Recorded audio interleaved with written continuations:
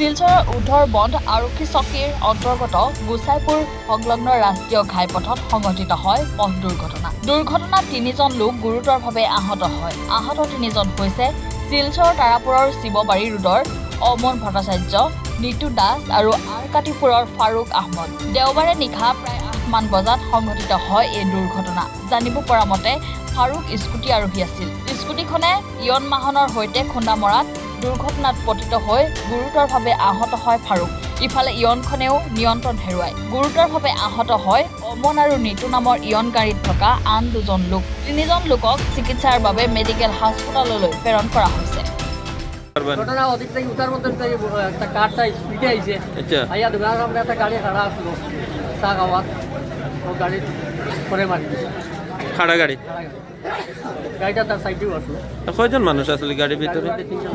3জন জখম। কেমন গুরুতর জখম? সিরিয়াস অবস্থা।